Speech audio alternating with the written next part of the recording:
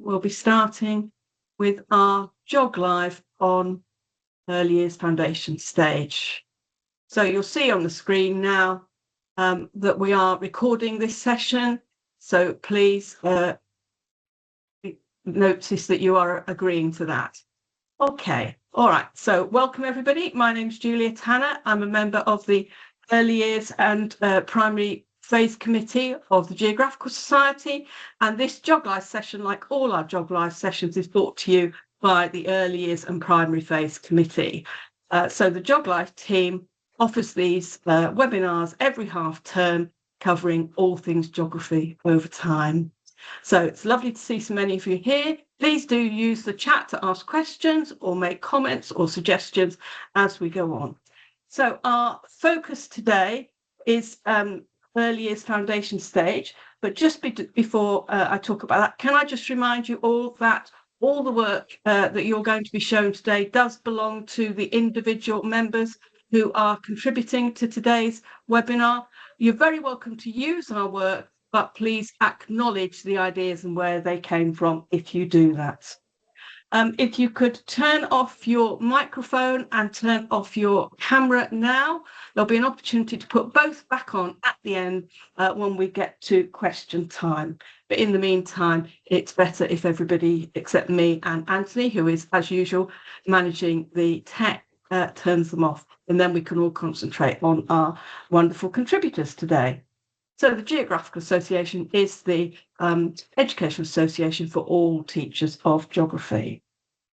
So what we're talking about today is geographical learning experiences in the foundation stage, and we've got an absolutely fantastic lineup for you. First of all, Tess is going to speak about the current edition of Primary Geography. It's an excellent one, focusing on colourful geographies. If you're a member of the GA, it should have appeared in your inbox or in your letterbox in the last couple of weeks. Then we've got Sarah Sprake, who is a local authority advisor for early years foundation stage with a very deep expertise in geographical learning experiences in the early years. Then we've got Anthony talking about the National Education Nature Park, and probably we're not going to do a Mentimeter now. We think we've got too much other fabulous material to bring you today. I'm going to talk very briefly about using early years in the foundation stage, and another member of the team who's not able to be here today, Sophie, has put together a fabulous Canva of great books for early years children. And then we've got, as you can see, three other members of the Early Years and Primary Phase Committee offering particular recommendations. Thank you to the rest of the team. We're all here supporting this session today. Please do use the chat. So, having done the introductions, can I remind you, we do have a QR code on the screen. We are recording, and you can see there that we do have an X account if you would like to look at it, but we're also on Blue Sky. So please do follow up this session if you like by contacting us or looking at the material that we have available that way. Thank you, Anthony. I've already asked you all, you're very welcome to use the ideas we share today, but please acknowledge us. And then finally, before we meet again for our next GeogLive in April, we have got the annual Geographical Association conference, which this year is taking place in Sheffield at Sheffield College. It's the 8th to 10th of April, and on the 8th of April, the Early Years and Primary Phase Committee is running some free fieldwork very near to the college. You are all welcome to join, but you do need to sign up through the GA system. It is free, but you do need to join up so that we know how many people are coming, with a maximum of 50 places. And we're going to be looking at using both the urban environment and a green space in an urban environment for fieldwork across the primary phase. So that's 1 o'clock on the 8th of April, and we're meeting at Sheffield City College, at the entrance to Sheffield City College. So if you'd like to come along to that, please do go onto the GA website where you can find all the information you need to sign up. Okay, thank you, Anthony. I'm now going to pass over to Tess, who is the chair of the editorial board that puts together Primary Geography. Thank you, Tess. Lovely. Thank you so much, Julia. And just as you've said, Our latest edition has recently come out. It's just been sent out, and it's available online. So hopefully you all have access to that, and that wonderful cover, which is getting lots of comment and lots of ideas for geography. But it's a real feast of colour in so many different ways, and obviously focusing on colourful geographies and the many interpretations of that word. Is literally a multicolored smorgasbord of a wide range of articles, from using ideas to celebrating nature, about trees and the moon, and reflections on the beauty of geography and the colours that create that beauty of geography. And some, as well as some really thought-provoking articles, a piece on racial literacy, looking at colour from that perspective, and as well as our interview with Nihal Athanayaki, which is really interesting, thinking about his experiences of learning about geography as well, and what our classrooms should be thinking of considering. It's edited by Dr. Sharon Witt, and it's a beautifully crafted, colourful edition that has, as we would expect from Sharon, a very playful but also very meaningful learning at its heart. And I really do wholeheartedly commend it to you. So please do, there's a little bit of information there about some of the articles, but many others that are in there as well. So please do have a look at it. Please do look at it online as well, and through your copies, and lots and lots to look at there. And also to all the previous editions that there have been back to 2005. They're all available online. So that's the colourful geographies. Thank you, Anthony. That's great. And then, of course, as we always do, we talk about the number of resources that are related and appropriate to the session that we're having. And for early years foundation set stage, we've got dozens and dozens of GA online teaching resources, free to members, as well as all the publications and so on. So there's, again, another smorgasbord. That seems to be the word for me for today. But there are lots of things there, about from role play to exploring puddles, to considering lots of different types of maps that the early years can use, thinking about how an earthworm and a bird would interact, lots of things, mini beast mapping. I mean, it's really exciting. Lots of things around sensory work, and outdoor inquiries as well. So again, I really commend those resources to you, and I'm sure we'll be tapping into some of those ideas as we talk through the session this afternoon. So thank you very much, and do please have a look and explore at the resources, and also, of course, at primary geography. Thank you very much, Anthony. Thank you, Tess, very much. So I'm very pleased to hand over now to Sarah, who is going to talk to us about geographical learning in the early years. Over to you, Sarah. Thank you, Julia. So hello, everyone. Thanks very much to the GeogLive team for inviting me today. I'm Sarah. I've been an early years reception and nursery teacher and nursery lead for many years. Also a geography leader in a large primary school. I'm a member of the GA Early Years and Primary Phase Committee, and I work in an advisory role now. So it's lovely to be here to talk about geography in the early years today. So can I have the next slide, please? Thank you. So the early years are all about foundational learning, and I like this from the Geographical Association, that the building blocks of all learning are first observed, recognised, examined and played with from an early age. So this is about us as educators knowing what those building blocks are, noticing them, and then knowing how to support them. So for geography, this provides a strong foundation for the primary phase, and you can see that there from the quote from Ofsted, this clearly mapped journey starting in early years. And geographical learning in early years is about holistic development. So through geography in the early years, children develop lots of skills that they can use across their development. So you can see in the purple box there on the left hand side, we've just got some of those. So belonging, resilience, inquiry, empathy, responsibility, and relationships.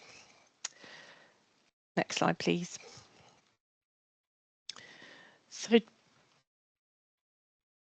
to help us identify those building blocks, there's just 4 documents on the right-hand side of the slide there that I'll just highlight in case you might be new to supporting early years, perhaps if you're subjectly based in a different key stage, for example. So the first, which is actually at the bottom, is the Early Years Foundation stage. That's the statutory framework for group providers and settings in England.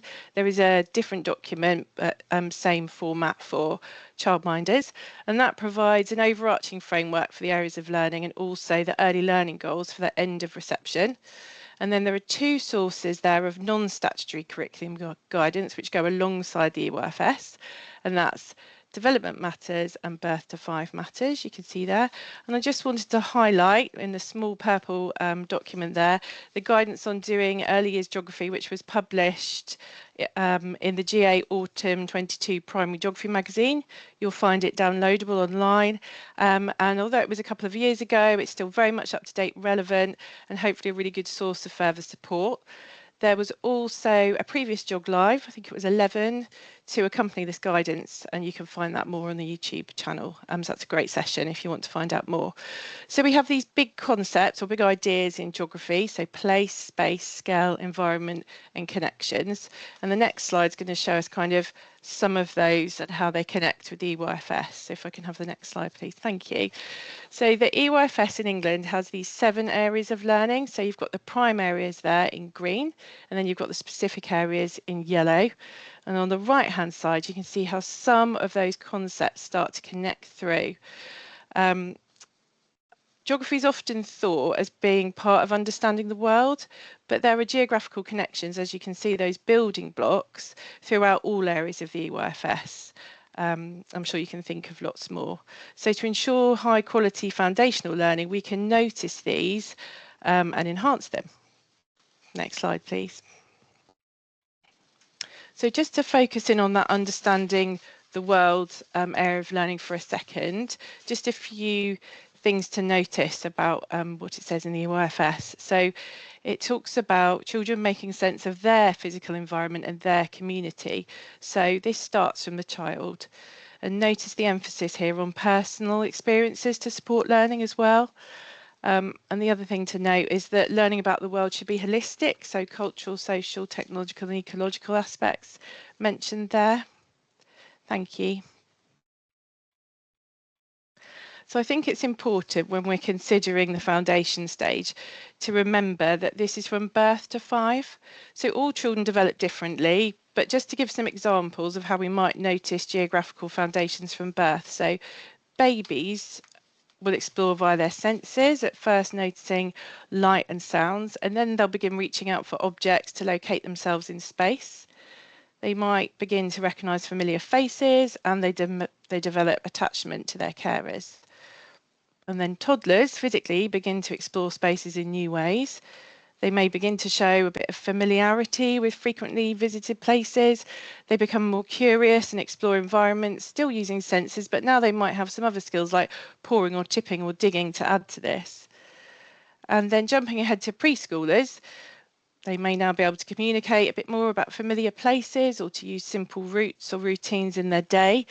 And they might be able to engage with simple map-like images like car maps or photographs in the environment and small world play. They might start to use directional language or gestures.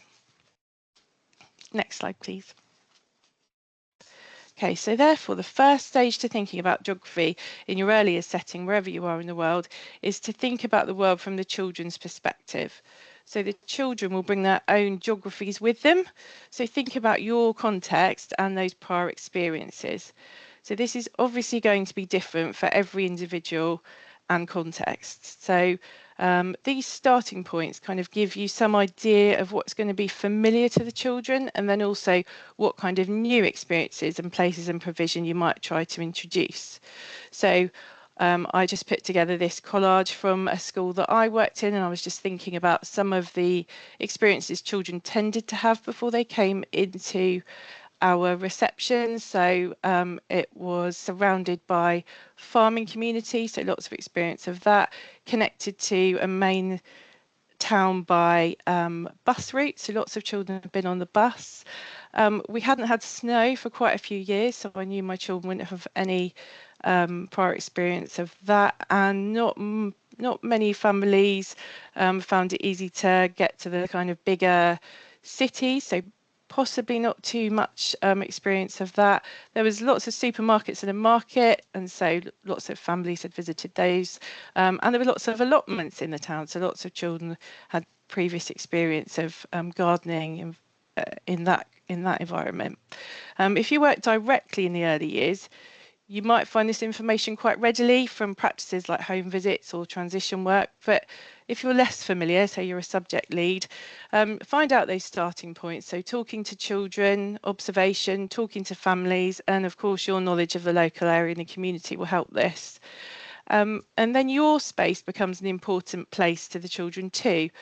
So it's somewhere they'll make an attachment with, and you can start to bring some of this knowledge about personal geographies into your setting so that your space reflects the community and the children can see their own community and physical environment in the learning space as well.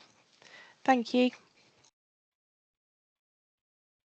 And so then with those starting points, you can start to think about the opportunities for early years geography kind of across your curriculum. So there's lots of different elements to the foundation stage curriculum. So continuous provision, by that I mean the play provision, which always is available for children. And I'm including in that adaptations and seasonal changes that you'd be making. And then child-led inquiry, we'll talk a bit more about that in a minute. You'll be setting up invitations to play and explore based on what the children's interests are. You'll have adult-led opportunities, you'll use stories in books, and then you might have trips, visits and experiences that you'll plan as well.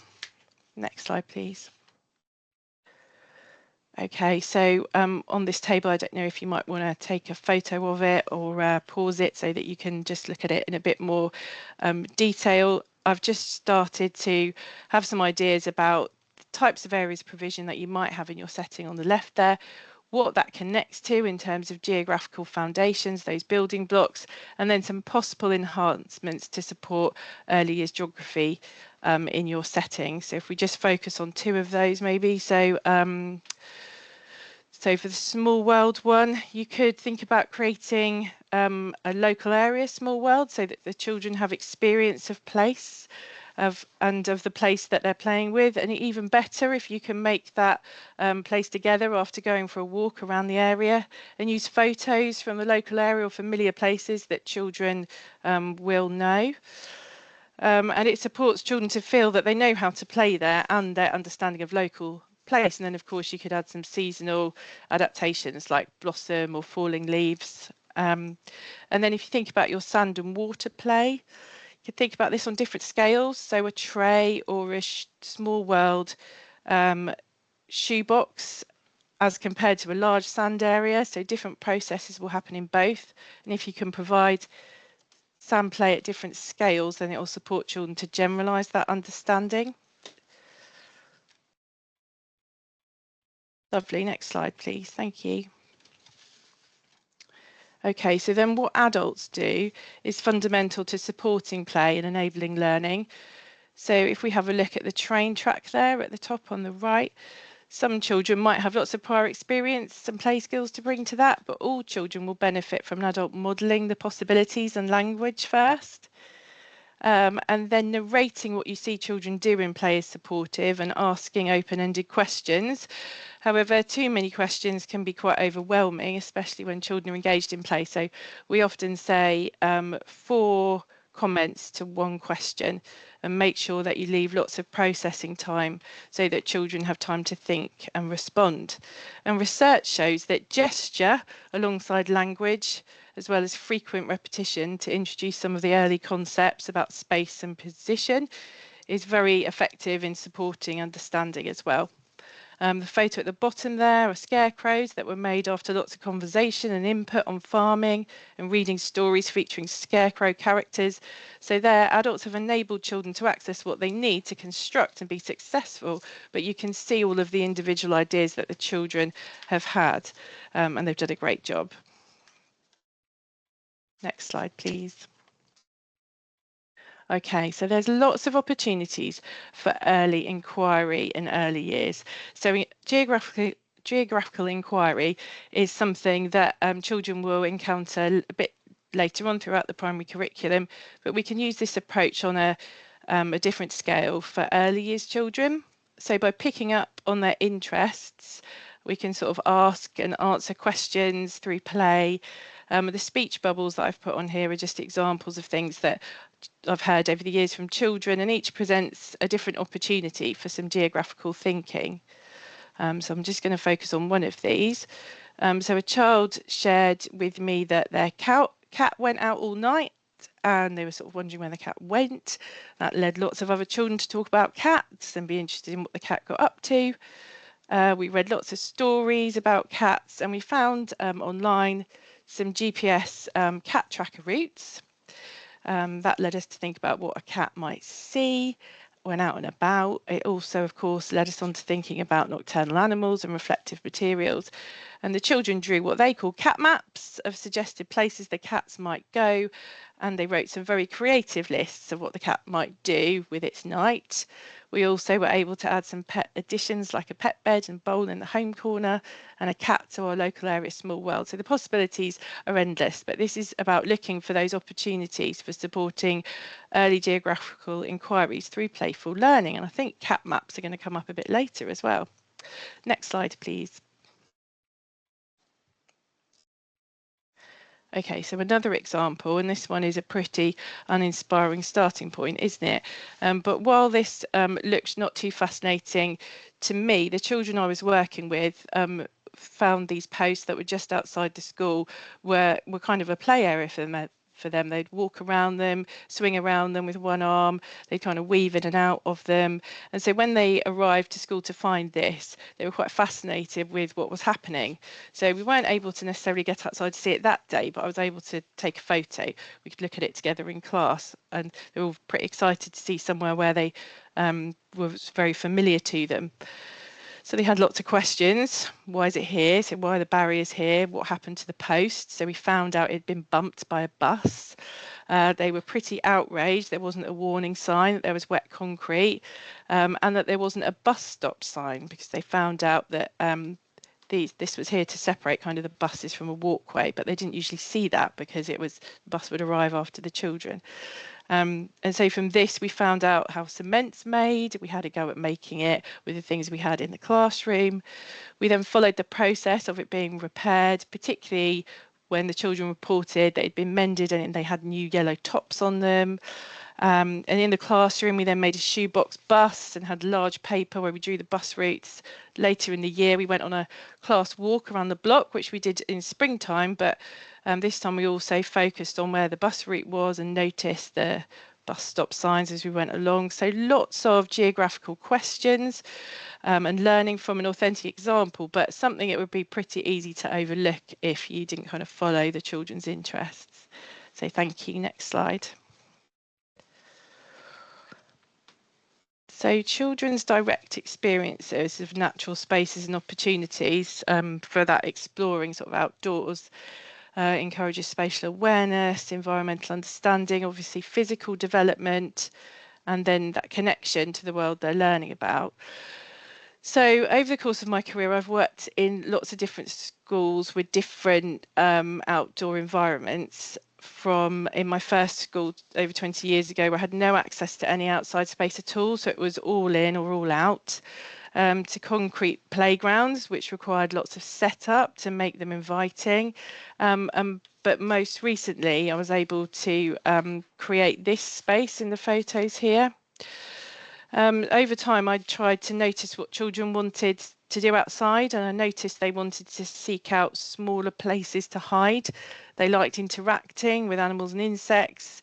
They needed some physical challenges, but not equipment that was difficult, like high platforms and things where you always need an adult. And I had the opportunity to create this space for landscape-led play. So very little daily setup needed, but plenty for children to do all year round. So the willow pods there for talking, running through, quiet sitting or role playing, chickens over the fence to watch, count, collect eggs. and talk about. And then we had a play tree, which is actually a tree that had to be removed from the school site because it had become unsafe. So it became somewhere the children could explore, a nice place to sit, and also habitat for wildlife. And we created this woodshop area for endless fun, like pretending campfires, wheelbarrowing the logs around, and also obviously selling them in an ice cream shop because that's what the children wanted to do with them. The difference in the engagement in that outside space was amazing to see, and it was just a really great place to learn. But I think whatever the size or shape of the space you're working with, you can follow the principles of somewhere to be active, somewhere to retreat to, learning on a different scale outside, and then open-ended possibilities where you'll be, and sort of, if you follow those principles, you'll be supporting early geographical development. Thank you. Okay, so introducing mapping into early years is great fun, and something research shows us that children can do remarkably well with at a young age. So when working with young children and mapping, it's really important to talk to them about their maps and what they show, so just like you would for early writing. So with the map in the middle there, which was an older reception child, the child's commentary was, it's my house in the middle, and it's a new house, it's only got little trees, and then it's next door to the leisure centre, which is bigger, and it has loads of windows. So from first glance, I might have missed the details about the trees and not noticed all the extra windows on the building, but both show really good observation skills and sort of something about change over time.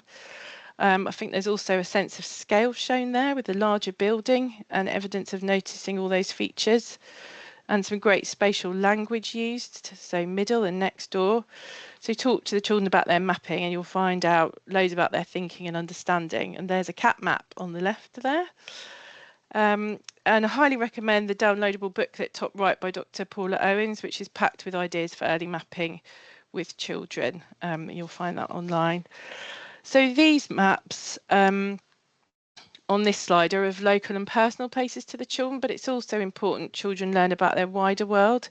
And when we teach about places to early years children, we can use sort of the same principles we would for introducing new places to any age. So avoiding a single narrative about a place, so not a single story about people or places, using authentic resources and checking these are not outdated or unrepresentative.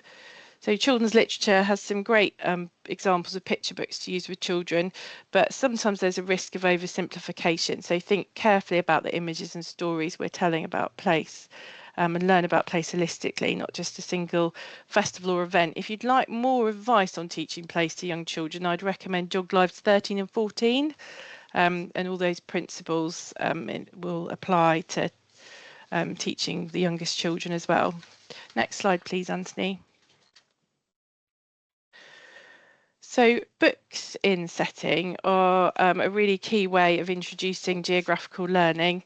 And I think we have a bit more of a focus on books coming up in just a moment, but this is really just a message to audit your books for those cultural, social and environmental links, and have you got age-appropriate atlases in your setting?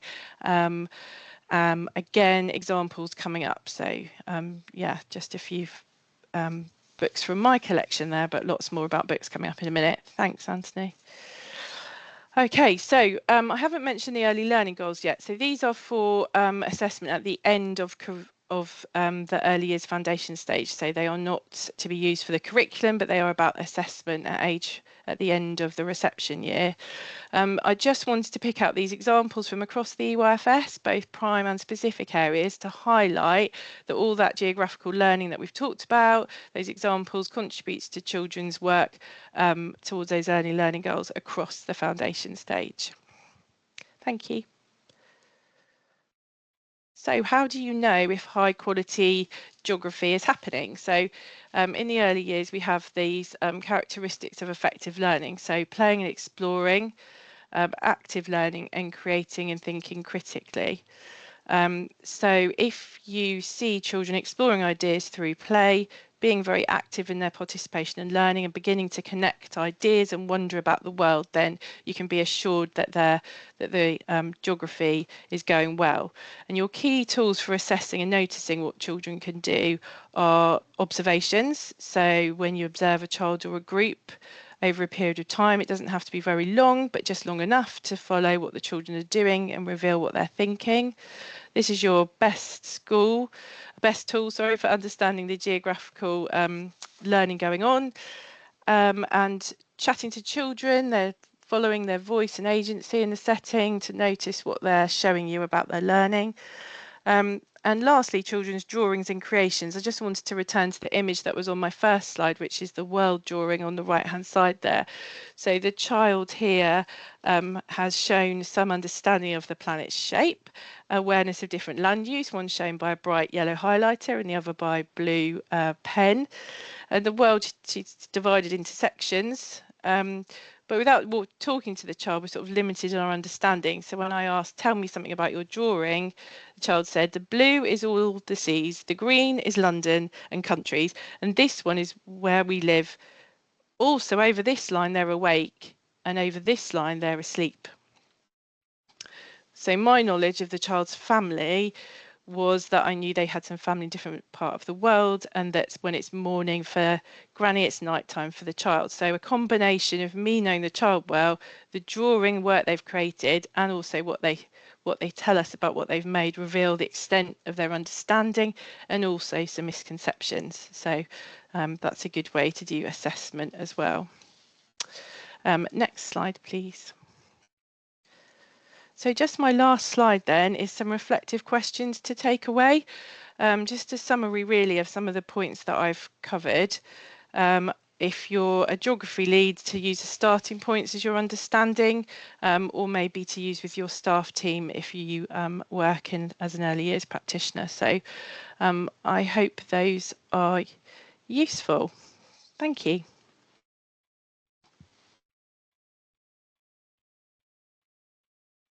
Sarah, that's absolutely fantastic. You've given us a brilliant overview of all the immense number of possibilities for early geographical learning, and you've given here at the end a very, very useful checklist for anybody who wants to explore further in their own setting. So that is just fantastic. Thank you so much for all the work and effort I know you've put into that. I'm sure it will really help people think hard about their practice, which is exactly what we're looking for in GeogLive, to give people ideas and help them think about what they're doing. Thank you so much. Right, you're welcome.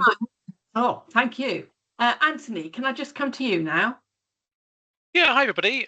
Great to be with you. Just to highlight some new resources from the National Education Nature Park. If you've not engaged with the team there, a great website, lots of things going on with the collaboration between a number of different organisations who work within this space to try and think about sustainability, climate resilience, and the idea of connecting different green spaces together.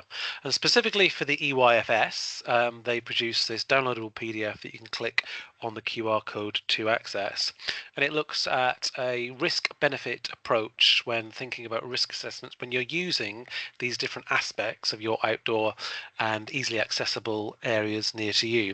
So it looks at sticks and loose parts, at digging, planting and soil, plants and trees, the sandpit and water and ponds.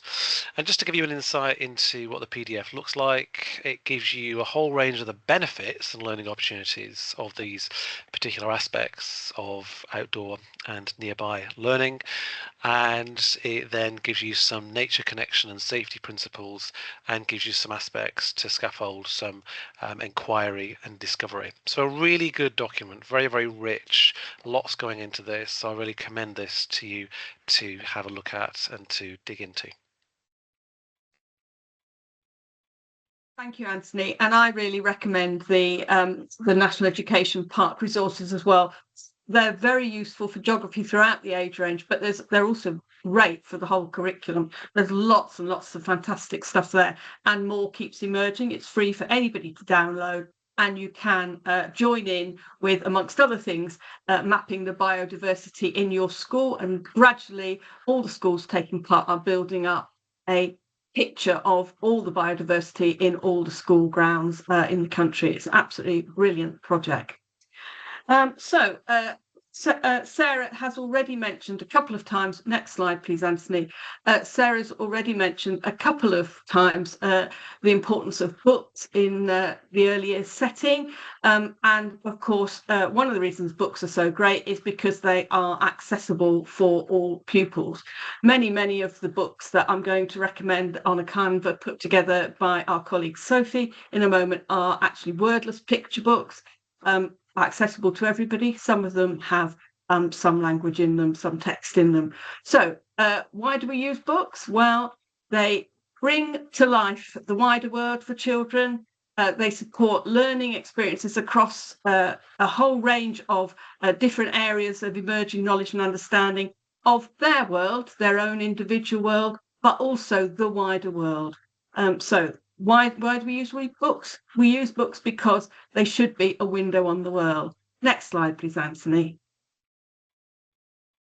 So here we are, and it's the sharing of the books, the joint activity together, adults and children together, looking at reading, enjoying picture books, storybooks and fiction books together. That is so important. And a range of books can bring together ideas about different places. They can bring together ideas about different characters, and obviously animal characters, very popular with this age range, and all the sorts of events that go on in everyday life here and elsewhere in the world. So that idea of opening a window on the world for children, as well as a mirror back to themselves for their own lives. Thank you, Anthony. So what sort of books should we use? Well, obviously, each child is individual and different. Not every book is going to appeal to every child. So what we are looking for is a range of books which between them will engage children's interests. So different children will have different interests, excite their curiosity about the immediate environment and the wider world, encourage careful observation. Foundations of visual literacy are laid down in the early years, as are so many foundations for learning across the whole curriculum. Books that will provoke imaginative questions and spark imaginative play. And I've just put there one example, The Naughty Bus, which is a fabulous book. And there is an article by our colleague Chris Trevor in a primary geography from 2018. And the article is called "Where Can the Naughty Bus Take Us Geographically?" And that article is full of suggestions for learning on the to develop on from this book, The Naughty Bus, which I have to tell you will not stick to its route correctly. Next slide, please, Anthony. So the Geographical Association does have a series called The Everyday Guide to Primary Geography. I'm the editor of that series. The first one is actually about story, and in that book we use lots and lots of different books as examples of how you can use books across the age range, starting with the youngest children, to extend their knowledge of different types of places. So that might be beginning to understand the difference between villages and towns and cities, perhaps familiar to some children, and less known places, possibly further away, or maybe just more distant in their own experience. To enhance their knowledge and understanding of different geographical features, for example, developing some of the ideas about the sorts of buildings we find in different sorts of places, or the sort of animals and plants we find in different sorts of environments.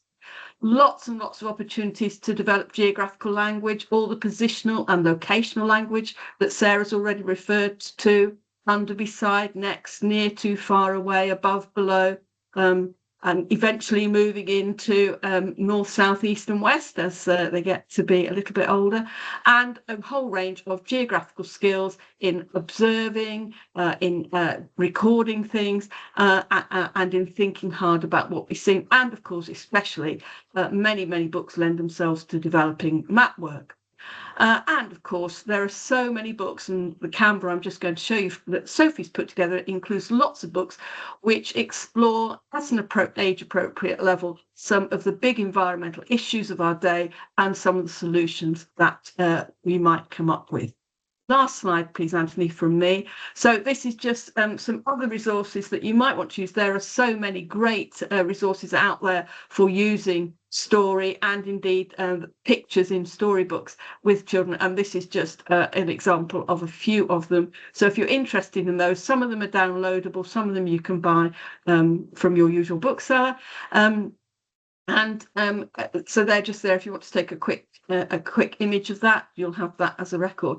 And if I can move on now to the Canva. So our colleague Sophie, who's unfortunately not able to be with us at the moment because she is with her own young child, has put together this absolutely fabulous collection of earliest books. And she is at pains to point out that this is only a tiny selection of some of the great books that are available for this age range. So she's got some, as you can see, some very early atlases, some books about homes locally and further afield, some ideas for looking after our planet, thinking about environmental issues, lots and lots of great mapping books for young children. Anthony, if we could have the next slide.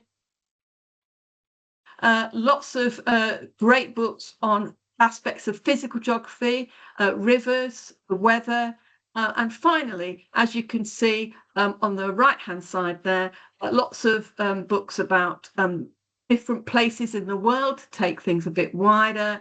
At the seaside, a perennial popular topic in early years classrooms, and then a variety of books at the bottom there that maybe don't fit into any of the categories, but are still really excellent books to share with young children. And there is a QR code on the screen. So if you want access to this Canva from Sophie, then you'll be able to access it through that QR code. So I do hope that you find that useful. It is a great resource, and I'd just like to thank Sophie. She's not here, but I'd like to thank her for all the work she puts into producing us a Canva for every GeogLive session. They really are valuable. Thank you, Anthony. Moving on, we're now going to have specific recommendations for 3 specific books from members of the team. So if I can come to you first, Anthony, to talk about this book, The Tree. Thank you. A 5-sentence book, The Tree, an Environmental Fable. It's a very straightforward book. We start off with the tree, and then what occurs is that human beings come along. They disturb the dray, they disturb the hollow. They are new arrivals. And then what occurs, of course? There's a terrible surprise, and the birds fall out of the tree, and there's a broken nest. And then in the end, what happens is we need to help work together and build a better burrow, a cozier hollow, a sturdier dray, a mended nest, and a happy home where we can all live together in harmony. Wouldn't that be a message for the world? Thank you, Anthony. That's great. If we can move on now. Kate, you're going to talk about He Takes a Nap, yet another cat here today. Yep. Yeah, I was going to say another cat map. So I've done this. I work in teacher education, so I've been working with my 3 to 7 trainees, and this is what we've done with them. And it can be done with any book that has a journey in it. And it's a bit of a weird one because Toffee is taking a nap, but she's still having a journey. So what I've done is, first of all, spoken to my students and read them the book, which they particularly like because I'm sitting there reading them a storybook. And we get them to think about the journey that Toffee's taking. So she wants a nap. I've got the book with me. So she basically wants to have a nap, but everywhere she goes, there's something wrong with that spot. So she's trying all these different places. Next slide, please, Anthony. So what the students have then done is created a messy map for her journey, and they've started with whatever they have, and this is developing their understanding of symbols, of routes. That's where she ended up. The book is showing there, so next to it. So she started off with a pond, and that was shown by a blue cake case that was flattened. Another group filled up the cake case with water, which don't try that. It's not very waterproof, and we ended up with water everywhere. And then she went to the garden, which was the green post-it notes, and over the shed, and then into the house, around past the radiator, around the the washing basket, up the stairs, and then fell asleep on the desk. So it was helping them to show the journey of where Toffee went, although it's not a natural journey kind of book. It does actually show the journeys that these different characters take, and they put that into the messy map, so showing symbols, showing that understanding of routes, and showing that representation as well. Next slide, please, Anthony. And some of them did it as an actual drawn map. And again, we've got symbols being used. They didn't put every symbol down in the key for this. So this would be if you're starting to use it with maybe older children, or getting them to create their own symbols. So not using necessarily standard symbols, but still showing that understanding of where the route is and where that character's going. Next slide, please, Anthony. And then some of them developed that further and started to use messy maps to show the room that they were in. So we had desks and chairs and windows. I think I feature on one of them because I was teaching them. I think I'm one of the glass beads. So it was developing from being a study of the book to being a study of where they are as well. And like I said, any book with a journey, we've done it with Rose's Walk, we've done it with We're Going on a Bear Hunt. So it just happened that this year we were looking at Toffee Takes a Nap, because we have it and it's a great book, and the pictures are very engaging, and like with some of the other books, not a lot of writing in it, which always helps. Okay, thank you very much. Okay, so I'm here to represent Sharon Witt today, and return to a classic, really, Winnie the Pooh. I just need to reference Sarah there. Your term landscape-led play is a takeaway that I would love to take away from today. It's something that I've not heard before, but fits perfectly with Sharon and our approach. Winnie the Pooh, of course, an absolute classic, and it reminds us of opportunities for expeditions, enchanted places, place making. And there's a quote from Rob McFarlane which talks about the way young children slip particularly easily between real and fantasy places, and how much can be rehearsed in the interaction and creation of messy maps, fantastical maps, either individually or collaboratively. So the Winnie the Pooh story gives us a starter here for directional language, locational language, very place specific language, and also helps us to begin to unlock a landscape. And it is worth mentioning that it is 100 years since the publication of the first Winnie the Pooh story. There's a lot of celebratory work going on, which aims to celebrate place, story and playfulness. If you have a look online for the Big 100, the area of East Sussex, Ashdown Forest, which was the real inspiration for A.A. Milne's 100 Acre Wood, are planning a year of cultural activities, and they're going to have a huge puppet in their heathland landscape. The puppet is then inspired by the landscape and the species that live there, and is couched as a new inhabitant of the landscape, a mythical creature. And local schools are going to be involved in drawing their version of the creature, and also in writing stories under the title The Curious Adventurer. So it's worth keeping an eye on activities there, or if you're close by, having a look. And I think it's an old classic which continues to inspire, and certainly Sharon and I ourselves, let alone our teaching students and of course children in school, have had a great deal of pleasure and learning through that landscape-led play of Ashdown Forest, or as it's better known, 100 Acre Wood. Thank you. Thank you very much indeed, Helen, for stepping in today at what I know was short notice to do that. We really do appreciate you turning up to share this fabulous map with us. I've got a brought a friend with me. Some of you will recognise this friend.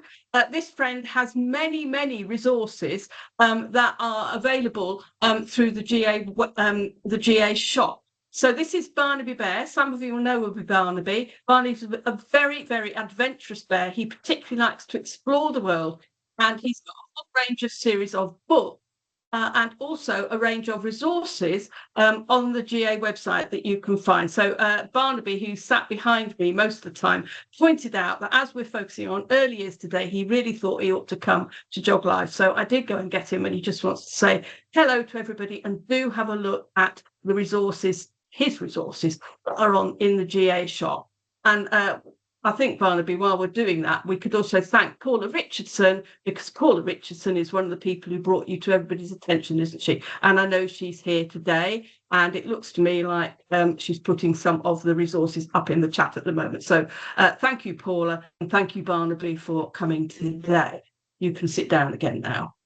Okay, thank you very much indeed, everybody, for coming today. I can see that there are some questions in the chat. Can another member of the GeogLive team please tell me what these are and whether there's anybody present who can answer them?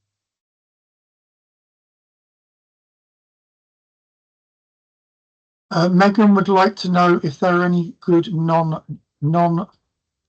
non-fiction geography books. Oh, I think the answer to that is there are many, many excellent non-fiction books for children in the early years. Sarah, are you still here? Would you like to speak to that? There are quite a lot on the wonderful canvas Sophie's put together. Sarah, if you're still here, have you got some you can recommend? Yeah, so Paul has actually done a really good job of answering in the chat. So I would say obviously atlases are your friend, and there are lots of good ones on the Canva for that. The other thing that, so I'm sorry it's not specific titles, but the thing that I've always found my children really interested in are those kind of books about like babies or trees or cars, where they just have lots of different types of the same kind of thing in them with lots of photos.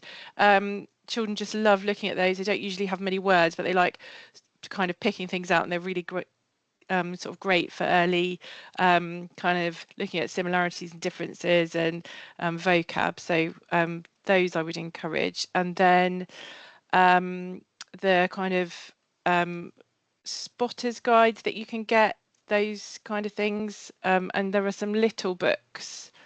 I think they're by the National Trust or Wildlife Association. Those are really good for wildlife non-fiction. So yeah. That's great, Sarah. Thank you very much indeed. Has anybody got anything else they want to recommend? Paula, please do put your camera on if you're going to speak. Yeah, okay. Actually, it's not recommend. I've got a request for some help. Okay. Yeah, if that's okay. And it's linked to storybooks. For the National Festival of Fieldwork, I found a whole new set of people that we haven't really thought about very much, and these are the homeschoolers. And there are 270,000 people registered on Facebook as homeschoolers. And one of the things I'm conscious of is that sometimes, particularly primary, find it difficult to take youngsters out, and we all know the bits behind that. We've also got homeschoolers who are rather desperate for some geography ideas, because you know, they also have to prove some of the to Ofsted and to people like that they're actually doing what they're supposed to be doing, homeschooling. And I'm really keen to have a couple of extra activities on our website, which would be primary, could be early years, could be any age in primary orientated. And I would like them to be concentrated, if you like, on exactly their immediate home area. Could be quite limited, could be the street, could be the area.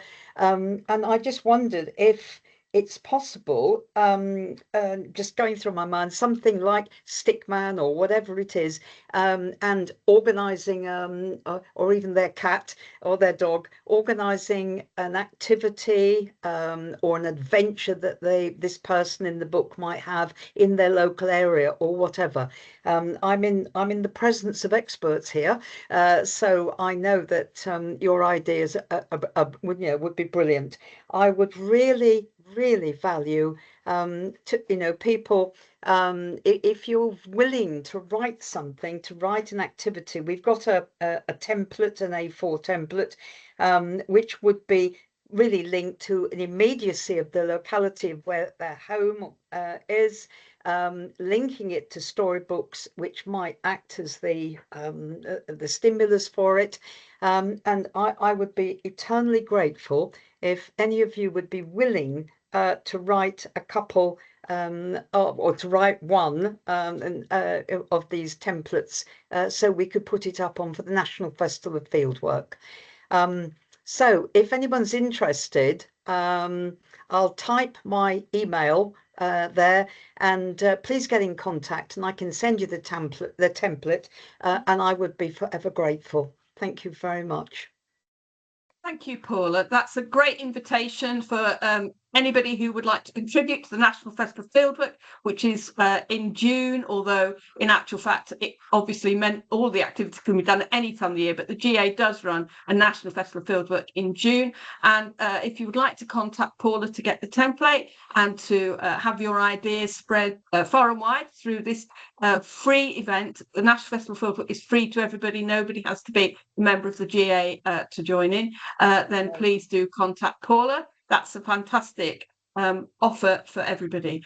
Okay, I can see people are still typing all sorts of things into the chat. If you've got resources you want to suggest, please do put them in yourself.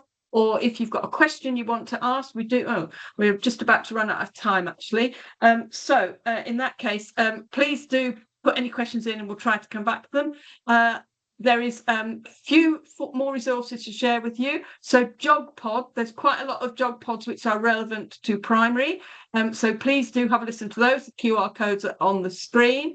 Anthony, the next slide. And then, of course, we have a fantastic archive of our GeogLive sessions. As you can see, this is not the first GeogLive we've done on early years. We did do one in about 2022, 23 maybe, early years geography then, and that is one of our most popular editions. So we hope today will prove to be equally useful and popular. And then, of course, we've got some that are aimed more at children, particularly looking at aspects of physical and human geography and mapping and fieldwork. So we have lots and lots of GeogLives there. I hope there's something to support everybody who needs some support.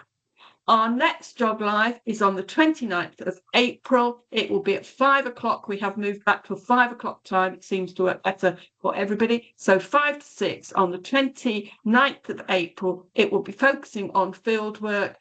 We are planning to have some fieldwork which is focused on using natural environments.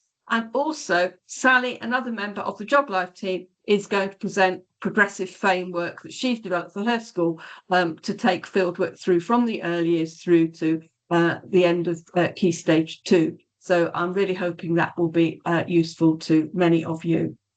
So I can see people are still typing. It remains to me to thank everybody who has contributed today very much, to Sarah, to Helen, to all the people who've talked about the books. It's to Anthony and the rest of the GeogLive team. GeogLive only happens because the GeogLive team work very hard in the background to bring it together each month. So thank you all very much indeed. I can see people are still typing, so I'm going to let that carry on. But if you've got any questions or comments, you can contact us through those other avenues that we showed you right at the beginning today, on Blue Sky or through our X account, formerly Twitter, our X account. So